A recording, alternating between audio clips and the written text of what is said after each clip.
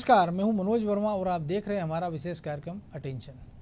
मध्य प्रदेश में 4 सीटों पर होने जा रहा उपचुनाव काफ़ी दिलचस्प होने वाला है। उपचुनाव में जीत की रणनीति बनाने में जुटे बीजेपी कांग्रेस के लिए अब जयस ने संकट बढ़ा दिया है। जयस ने चुनाव मैदान में अपने उम्मीदवार तो नहीं उतारे, लेकिन खेल किसका बिगाड़ेगा ये बड़ा सवाल है। जयस के नेता किस पार्टी को समर्थन देंगे ये भी देखना दिलचस्प होगा।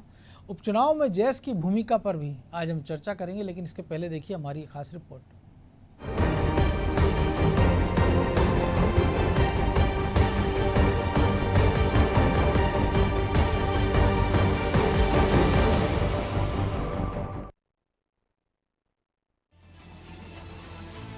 मध्य प्रदेश में 1 लोकसभा और 3 विधानसभा सीटों पर उपचुनाव होने वाले हैं। इन 4 सीटों पर कब्जा जमाने के लिए कांग्रेस और बीजेपी पूरा दमखम लगा रही है। उपचुनाव के नतीजों से प्रदेश की सत्ता पलटने का तो कोई चांस नहीं है, लेकिन इन क्षेत्रों में दोनों ही पार्टियां अपनी स्थिति को और भी मजबूत करने पर फोकस करती नजर आ रही है। इस उपचुनाव को 2023 से पहले सत्ता की सेमीफाइनल के तौर पर देखा जा रहा है, लेकिन इस उपचुनाव में जय आदिवासी युवा शक्ति यानी जयस बीजेपी का खेल बिगाड़ सकता है। जयस ने उम्मीदवार तो नहीं उतारा, लेकिन पार्टी ने जो फैसला लिया है उससे कांग्रेस को फायदा मिलेगा ऐसा भी नहीं है। जयस के अध्यक्ष डॉक्टर हीरालाल अलावा का भी कहना है कि वो कांग्रेस से विधायक हैं, इसलिए उनके उम्मीदवार के लिए प्रचार करूंगा, मगर शेष पदाधिकारी और कार्यकर्ता ये निर्णय लेने के लिए मुक्त हैं कि वो किसके साथ जाएंगे।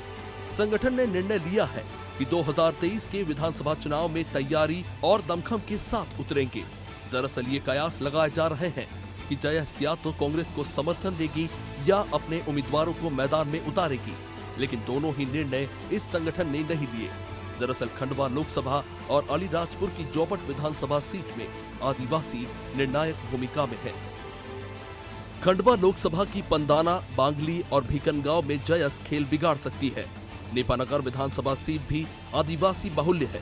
जोबट सीट पर आदिवासियों की संख्या 97% है। यही वजह है कि जयस संगठन उपचुनाव में बीजेपी और कांग्रेस दोनों के लिए बड़ा सिरदर्द बन सकता है। आदिवासी वोटों की संख्या को देखते हुए बीजेपी ने आदिवासियों पर फोकस बढ़ा दिया है। आचार संहिता की काट के लिए पड़ोसी जिले बड़वानी, झाबुआ और धार में बैठकर चुनावी गतिविधियां संचालित की जा रही हैं। आदिवासी क्षेत्रों में यात्राएं करके बीजेपी के पक्ष में माहौल बनाया जा रहा है। शिवराज सिंह चौहान यहां जन दर्शन यात्रा निकालने के साथ इमोशनल कार्ड भी खेल चुके हैं। आदिवासी वोट की अहमियत का एहसास 2018 के विधानसभा चुनाव में कर चुकी बीजेपी के लिए उपचुनाव में भी चुनौती बनी हुई है। दरअसल खंडवा लोकसभा सीट की 8 में से 3 आदिवासी और 1 अनुसूचित जाति के लिए आरक्षित विधानसभा सीटों पर मतदान का आंकड़ा देखें तो ये स्पष्ट होता है कि यहाँ सीधा मुकाबला हमेशा से बीजेपी और कांग्रेस के बीच रहा है। मध्य प्रदेश में वैसे तो आदिवासियों की आबादी 22% है। ये विधानसभा की 95 सीटों पर निर्णायक भूमिका में रहते हैं, लेकिन अभी मध्य प्रदेश में 4 सीटों पर उपचुनाव होना है। इनमें खंडवा लोकसभा के अलावा जोबट, पृथ्वीपुर और रेगांव विधानसभा के लिए उपचुनाव है। खंडवा लोकसभा क्षेत्र में 8 विधानसभा सीटें हैं, जिनमें से 4 सीटें आरक्षित हैं।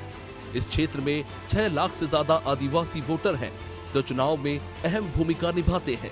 2003 विधानसभा चुनाव में आदिवासी वर्ग के लिए आरक्षित 41 सीटों में से भाजपा ने 37 सीटों पर कब्जा जमाया था। चुनाव में कांग्रेस केवल 2 सीटों पर सिमट गई थी। गोंडवाना गणतंत्र पार्टी ने 2 सीटें जीती थी। 1998 में कांग्रेस का आदिवासी सीटों पर अच्छा खासा प्रभाव था।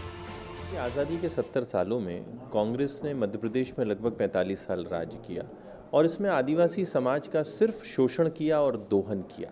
और जब आदिवासी समाज इस बात को भली भांति समझ गया तो कांग्रेस ने अपनी एक बी टीम तैयार की जिसका नाम है जयस। परंतु इस बी टीम की असलियत जब जनता के बीच आई तो ये बी टीम भी अब कांग्रेस की जनता के बीच आ चुकी है। आदिवासी समाज भलीभांति जानता है, चाहे उनके महापुरुषों को सम्मान दिलाने का विषय हो, उनके घर तक अनाज पहुंचाने का विषय हो, या फिर पैसा एक्ट को लगभग पूर्णतः लागू करने का विषय हो, सिर्फ भारतीय जनता पार्टी की सरकार ने संवेदनशीलता से कार्य करते हुए विचार किया है।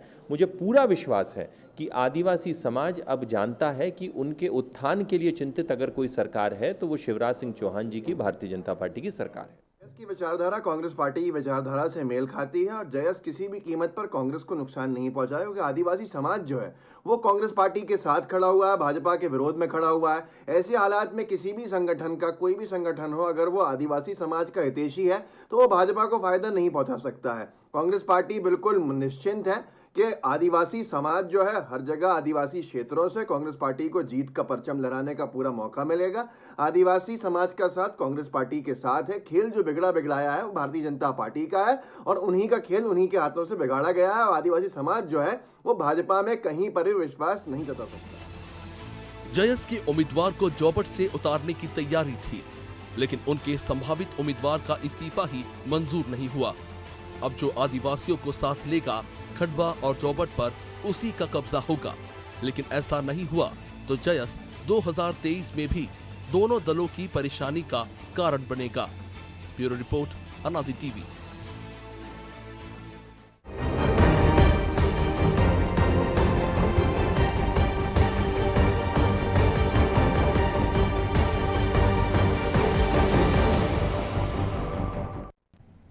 तो इसी पर चर्चा करने के लिए हमारे साथ जुड़ गए हैं वरिष्ठ पत्रकार संजीव श्रीवास्तव और अनादि टीवी के ब्यूरो हेड ब्रजेश चौक से। बहुत स्वागत है संजीव जी आपका।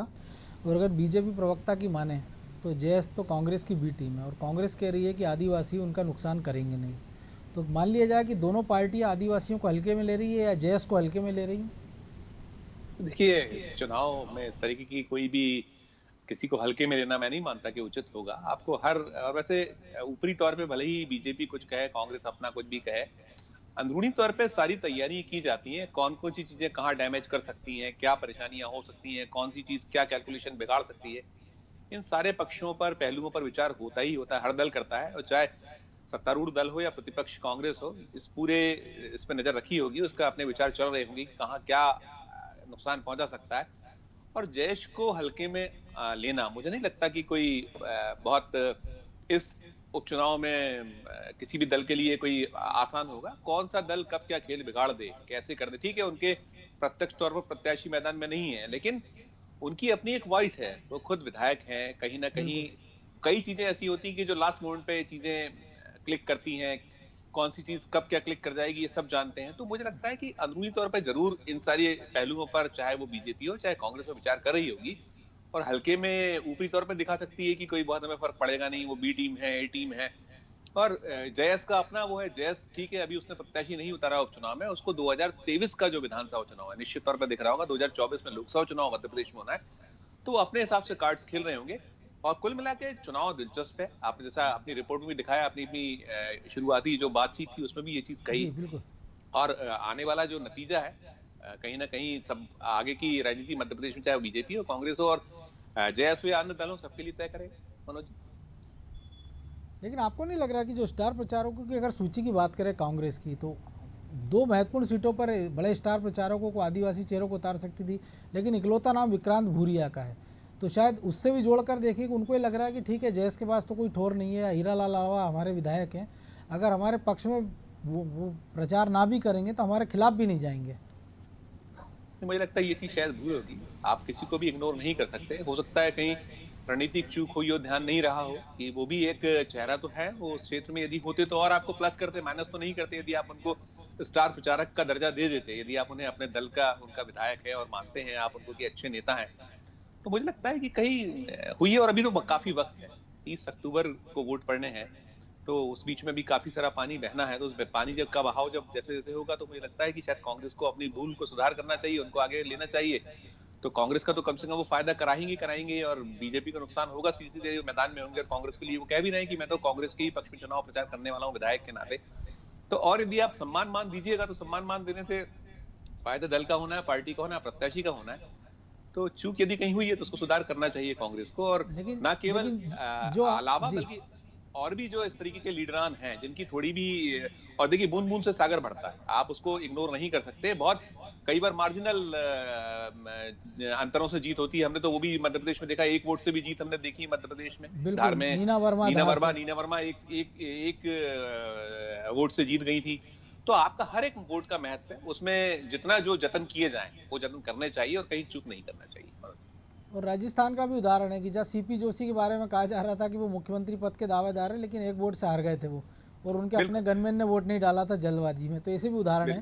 तो ब्रजेश जी, हमने अभी स्क्रीन पर जो तस्वीरें दिखाई थी वो नीतीश अलावा जो हैं, जो कि जैस से जुड़े हुए हैं, उनके पदाधिकारी हैं, पटवारी भी, उनको मुख्यमंत्री ने सस्पेंड किया था। इसके बाद जो तस्वीर हमने दिखाई थी कि जो हुजूम उमड़ा था उनकी बहाली के लिए, उसके बाद उन्होंने इस्तीफा दे दिया था और चुनाव लड़ने की घोषणा कर दी थी, लेकिन उनका इस्तीफा मंजूर नहीं हुआ। तो शायद यही कारण है कि वो मैदान में नहीं है, तो मुश्किलें और बढ़ सकती थी। लेकिन जाहिर सी बात है कि जब उन्होंने चुनाव लड़ने का इरादा कर लिया, और जो हीरालाल बलावा का जो डिप्लोमेटिक बयान है कि मैं तो पार्टी का से बंधा हुआ हूँ लेकिन संगठन का नहीं पता है, लेकिन उसी संगठन की ताकत के दम पर ही उनको कांग्रेस ने टिकट दिया था, और उसी ताकत के दम पर कांग्रेस ने निमाड़ में और मालवा में अच्छा प्रदर्शन किया था। क्योंकि जैसे हम उत्तर प्रदेश का कहते हैं कि दिल्ली का रास्ता उत्तर प्रदेश से होकर जाता है, ऐसे ही मालवा से ही मध्य प्रदेश की सत्ता का रास्ता जाता है। तो अगर हीरालाल अलावा इस तरह का जो गोलमोल बयान दे रहे हैं तो निश्चित तौर पर कांग्रेस के लिए खतरे की घंटी है, क्योंकि बीजेपी तो अपने हिसाब से तैयारियां कर ही रही है। निश्चित तौर पर मनोज जी, यदि हीरालाल अलावा का ये बयान आया है तो ये साफ संकेत है कि पार्टी दो गुटों में बंट चुकी है। जैस एक गुट हीरालाल अलावा का है, दूसरा पार्टी का है। जिस तरह से नीतीश पटवारी की बात कर रहे हैं, जिनको महू में जैस की एक सभा में या कार्यक्रम में शामिल होने पर निलंबित कर दिया गया था, उन्होंने फार्म भरने का भी ऐलान किया था और चुनाव लड़ने का भी, लेकिन पार्टी ने ही तय किया है। ऐसा अलावा का कहना है कि पार्टी ने ही तय किया है कि हम उपचुनाव नहीं लड़ेंगे और अगले चुनाव की पूरी ताकत से तैयारी करेंगे। कारण ये है कि उनका इस्तीफा मंजूर नहीं है, क्योंकि नीतीश की पत्नी भी जो है वो पटवारी है, और मजे की बात है कि नीतीश के जो साले हैं वो बीजेपी के पदाधिकारी हैं। जी, तो मुझे लगता है कि मनोज जी, नुकसान दोनों ही दलों को होगा उससे, क्योंकि हम देख रहे हैं कि यदि गणित देखें हम आदिवासियों को, जैस ने किस तरह से गणित बिगाड़ा था, तो आप देखिए कि 2003 में 41 सीटें हुआ करती थी आदिवासी बहुल, तो 37 सीटें बीजेपी ने ली थी। और इसके बाद जब 2008 में सीटें बढ़ गई थी, ये उस समय ली थी बीजेपी ने 29 सीटें, 2013 में 47 में से 31 सीटें ली थी। लेकिन यही आदिवासी वोट बैंक 2018 में हम देखते हैं कि भाजपा से खिसक के कांग्रेस के पाले में चला जाता है और कांग्रेस की सीटें हो जाती हैं 30 और भाजपा की रह जाती हैं 16। तो आप देखिए, यही कारण है कि जो बीजेपी को सत्ता गंवाना पड़ी थी। बिल्कुल सत्ता गंवाना पड़ी। तो जिस तरह से ये जो सीटें हैं, यदि हम खंडवा की बात करें, खासकर जोबट की बात करें, तो ये आदिवासी वोटरों पे बहुत कुछ निर्भर करती हैं। उसका मूड जिस तरफ होगा, जिस दल की तरफ झुकाव होगा, निश्चित तौर पर उसकी जीत तय है। और जोबट की बात इसलिए कर रहे हैं कि जोबट में जय संगठन ने बड़ी तेजी से सक्रियता दिखाई है, कई क्षेत्रों में गया है। तो जोबट का जो मतदाता है वो ये नहीं कहता है कि जैस को मैं नहीं जानता हूँ। अब जैस यहाँ किस तरफ जाती है, यदि कांग्रेस की तरफ जाती है तो निश्चित तौर पर कांग्रेस का पलड़ा भारी रहेगा, भाजपा की तरफ वापस लौटती है तो भाजपा का पलड़ा भारी रहेगा। और ये देखने की बात इसलिए है कि जैस ने अभी अपना रुख पूरा स्पष्ट नहीं किया। अलावा कह रहे हैं कि मैं कांग्रेस पार्टी का विधायक हूं तो कांग्रेस का प्रचार करूंगा, लेकिन जैस ने ऐसा नहीं कहा कि हम कांग्रेस के समर्थन में देंगे। तो अभी ये तय करना मुश्किल है, या अभी ये रणनीतिक जैस अलावा तो चाहेंगे ही कि जैस कांग्रेस का साथ दे अंदरूनी तौर पर, लेकिन जैस में जिस तरह से बातें बाहर निकल कर जिस प्रकार से कांग्रेस ने उनकी अनदेखी की, क्योंकि जब चुनाव हुआ उसके बाद ये पहली बार के कई सारे लोग विधायक बने, तो उम्मीद की जा रही थी कि शायद एक बड़े संगठन या एक बड़े वोट बैंक को अपने पाले में लाने के लिए कांग्रेस से उनको मंत्री बनाया जा सकता है। समय समय पर उन्होंने अपनी इस पीड़ा को जाहिर भी किया, और पिछले लंबे समय से हम देख रहे हैं कि वो अपेक्षित पड़े हुए संगठन में कोई सक्रियता नहीं दिख रही, पार्टी फोरम पे कहीं अपने विधानसभा क्षेत्र के अलावा। तो जाहिर सी बात है कि उनके पास एक मौका चुकाने का अवसर है, या वो एक बार्गेनिंग कर सकते हैं जैसे बाकी नेता कर रहे हैं कि अगर आपने मुझे इग्नोर किया तो वो 2023 के लिए अपनी कुछ रणनीतिक तैयारी कर रहे हों, और शायद ये पल निर्णायक होगा। देखिए मनोज जी, कांग्रेस को हमेशा सोचना चाहिए, और जैस को खासकर आदिवासी लोगों को, कि कांग्रेस ने किस तरह से, जब गोंडवाना गणतंत्र पार्टी बनी तो कांग्रेस ने किस तरह से उसका विलय करा लिया, एक तरह से अपने फेवर में करा लिया। तो आदिवासी जब जब किसी संगठन के रूप में खड़े होते हैं और अपनी आवाज़ बुलंद करते हैं, उसका फायदा कांग्रेस को मिल जाता है। इसी तरह अब जैस से यदि आपने अलावा को टिकट दे दिया था, इसीलिए कि आपको पूरा जैस का समर्थन मिल जाए, आदिवासियों का समर्थन मिल जाए, और एक तरह से आदिवासियों ने समर्थन भी दिया आपको, आपने विधायक बन लिया, लेकिन आपने उनको मंत्री नहीं बनाया। आप मंत्री बनाते तो एक नया आदिवासी चेहरा आपके सामने हो जाता और मजबूत चेहरा सामने हो जाता। जैस आज कह सकती थी कि हमारे वहाँ से गया एक व्यक्ति संगठन से मंत्री है, तो निश्चित तौर पर कांग्रेस को फायदा होता है। लेकिन यही बात भाजपा अब उठा रही है कि हमेशा ठगती है कांग्रेस आदिवासियों को, और ये मुद्दा इसलिए है कि बार बार आप देखिए कि 60 साल की बात की जाती है, अब लगातार आदिवासियों के हित की बात की जाती है। मतलब भाजपा ने जो सबक ले लिया 2018 से कि वोट बैंक क्यों किसका, तो लगातार उनके हित की बात की जा रही है। लगातार ये बताया जा रहा है कि कांग्रेस आपको ठग रही है और आदिवासियों को बी टीम बताया जा रहा है। तो जो आदिवासी वर्ग है जो भाजपा से जुड़ा हुआ था, निश्चित तौर पर उनमें एक मैसेज देने की कोशिश की जा रही है कि ये बी टीम बन के कांग्रेस का फायदा पहुंचाती है। इसलिए इस बार ऐसा लग रहा है कि जो वोट बैंक है वो लौट के आ सकता है। जिस तरह से लगातार योजनाएं उनके लिए हो रही हैं कि आपके गांव में यदि आपकी गाड़ी लगाई जाएगी 25,000 रुपये हम देंगे, एक गाड़ी एक आदिवासी युवा को दी जाएगी जो गांव में योजनाओं का लाभ पहुंचाएगा। तो तमाम तरह की योजनाएं देख लीजिए। तो भाजपा ये सबक ले लिया है भाजपा ने पिछले चुनाव से कि आदिवासी वोट बैंक हमसे खिसका है, तो किस वजह से खिसका है, उनके हित की बात की जा रही है। अब कमलनाथ सरकार के पास 15 माह का भी ऐसा कार्यकाल जो था ना, उसमें भी ऐसी कोई एक उपलब्धि नहीं है मनोज जी जो वो कह सकें कि हम 5 साल रहते तो आपके लिए ये कर देते। 15 माह में उनके लिए ऐसा कोई काम नहीं किया। यदि उस समय वो अलावा को ही मंत्री बना देते तो बहुत कुछ उनके पास कहने का होता। मुझे लगता है कि जैस संगठन लेकिन उन्होंने लेकिन ओमकार सिंह मरकाम और बाला बच्चन को बनाया, लेकिन उसका ही फायदा नहीं ले पाए। तो संजय जी एक और चीज़ है कि जो आदिवासियों की अगर हम बात करें तो जो भील भिलाला वो लगभग उतने ही गोंड वोट है मध्य प्रदेश में, लेकिन दोनों अलग हिस्सों में, एक निमाड़ में है और एक विंध्य की महाकौशल की बात करें तो बीजेपी को शायद ये समझ में आ रहा है कि अगर कांग्रेस बड़वानी में रैली करती है तो बीजेपी उसका जवाब जबलपुर में देती है, एक बड़ा आयोजन करती बाद में शहरी आदिवासियों के लिए। तो बीजेपी को भी समझ में आ रहा है कि ठीक है अभी के उपचुनाव में जो भी होगा मैनेजमेंट वो करेंगे, लेकिन 23 की तैयारी अभी से ज़रूरी है कि अगर वहाँ नुकसान होता है आपको निमाड़ में, अगर जैस को नहीं साथ पाते हैं या कांग्रेस के पाले में वो चले जाते हैं तो उसकी भरपाई महाकौशल से की जाए।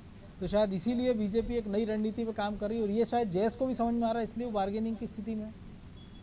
नहीं, बिल्कुल ये होना भी चाहिए। आपको कहाँ से नुकसान हो रहा है और कहाँ फायदा हो सकता है, ये इस पे निगाह रखना और उस पे काम करना निश्चित तौर पे समय की मांग होती है। और बीजेपी तो मैं देखता हूँ मनोज जी कि पूरे 365 दिन और पूरे 5 साल सत्ता में हो, प्रतिपक्ष में हो, कहीं हो, वो हमेशा इस मूड में रहती है कि चुनाव कब हो जाए, किस समय कर ले। वो पूरी तरीके से कुछ ना कुछ कार्यक्रम करती है और हर वर्ग को साधती है। उसको बड़े वोट बैंक है, जैसे आपने बात की भील भिलाला गौंड, तो उसकी निगाह इस पे रहती है और वो पूरी एक बहुत साइलेंटली काम करती रहती है। कई बार आप खुल के भी काम हो रहे हैं, क्या क्या किस तरीके से साधना है, कैसे उसको निशाने पे लेना है, क्या कुछ सुविधाएं देना है, क्या कुछ योजनाएं लागू करना है, ये एक पूरी रणनीति के तहत होता है।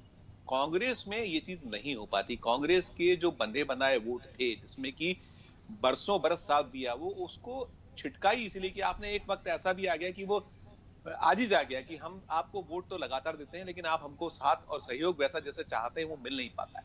आज मध्य प्रदेश में चूंकि द्विदलीय प्रणाली है, इसलिए यहाँ मुस्लिम्स वोट हैं, इस तरीके के जो कुछ वोट हैं जो कट्टर कांग्रेसी वोट होता है, जो बीजेपी को कभी नहीं डालना चाहता है या और अन्य दल में नहीं जाना चाहता, वो यहाँ करता रह रहा है। नहीं है जी, कोई विकल्प नहीं। आप यूपी में जाइए, यूपी में क्यों कांग्रेस डावाडोल हुई, क्यों चली गई यूपी में? क्योंकि वहां मायावती मिल गई उनको, वहां अखिलेश यादव मिल गए, तो वोट का बंटवारा हो गया। छोटे-छोटे आरएलडी है, सुहेलदेव पार्टी है, तमाम बहुत सारे पॉकेट्स से खड़े हुए कि जिसको उसको लगा। और अब वोटर अपना वोट खराब करना नहीं चाहता, वो सीधे ही देखता है कौन जीतने वाला है।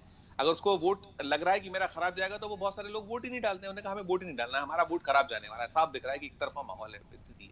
तो ये जो स्थिति है, इसको बीजेपी तो लगातार कोशिश करती है कैसे नए वोटर बना लिए जाए, कैसे और साध लिया जाए, कौन सा वर्ग हमसे रुष्ट है, कौन सा वर्ग हमसे कहीं ना कहीं छिटक रहा है, वो उस पर करती है वर्ग। लेकिन कांग्रेस में ये चीज एक जो सुनियोजित तरीके से चलना चाहिए, करना चाहिए, वो नहीं होता। कांग्रेस सिर्फ चुनाव के वक्त जागती है।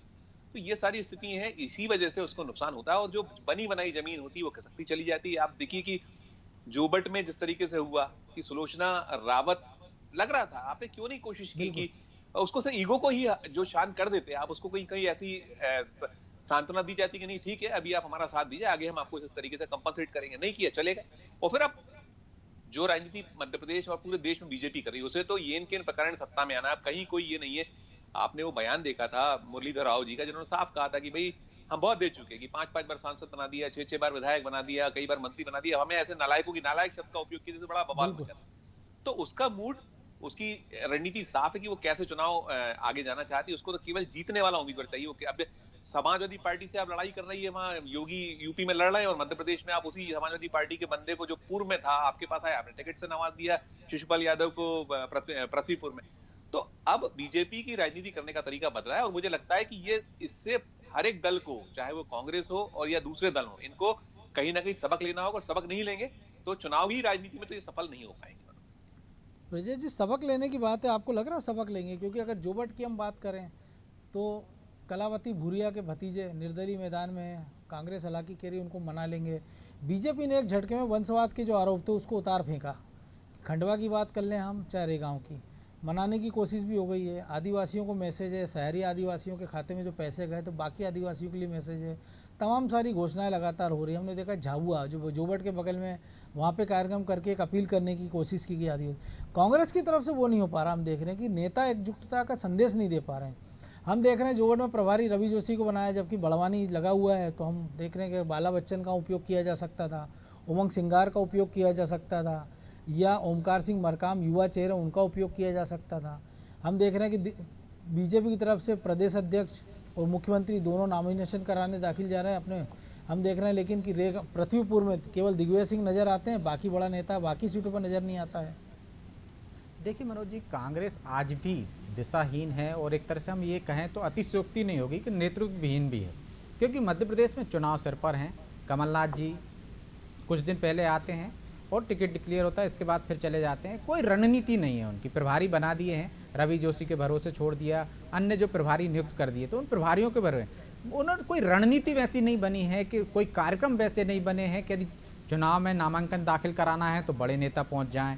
आपने अरुण यादव जी को वहाँ जिम्मेदारी दे दी, उन्हीं अरुण यादव को जो नाराज चल रहे हैं, उन्होंने एक ही सभा में आपका ठीकरा फोड़ दिया। उन्होंने ऐसी बयानबाजी कर दी, ऐसा बयान दे दिया, ऐसी भाषणबाजी कर दी, वो कार्यकर्ताओं को संदेश देने में कामयाब हो गए, जो उनके समर्थक होंगे कि देखिए साहब, फसल तो मैंने बोई थी, काट के कोई और ले जा रहा है, पहले भी कोई और ले गया। तो ये मुझे समझ में नहीं आ रहा है कि वो तो शायद पता नहीं है वो नारायणपुर उस फसल को काट पाते हैं या कोई और काट लेगा। निश्चित तौर पर कि इस उनके बार ठीक दूसरी तरफ सुरेंद्र सिंह सेरा भी बैठे थे। हाँ, तो आप देखिए कि उनको कोई मनाने वाला नहीं है, कि कोई ये बात करने वाला नहीं है कि कोई मैसेज ऐसा नहीं जाए। उन्होंने कहा चुनाव की जिम्मेदारी, चुनाव प्रबंधन की जिम्मेदारी मैं खुद संभालूंगा। तो आपने एक तरह से हम कहें कि चोर के हाथ में घर की चौकीदारी की जिम्मेदारी दे दी। अब आपका माल सुरक्षित रहेगा या नहीं रहेगा, ये देखने की बात होगी। क्योंकि आप जब चुनाव के कार्यक्रम और पूरे सब उनके ऊपर है, जो 6 महीने से खुद के लिए मेहनत कर रहे थे, अपने लिए फसल बोई थी उनने, जो लहराने लगी थी, उनको उम्मीद थी कि इस बार फसल मैं ही काटूंगा और अच्छे तरीके से काटूंगा।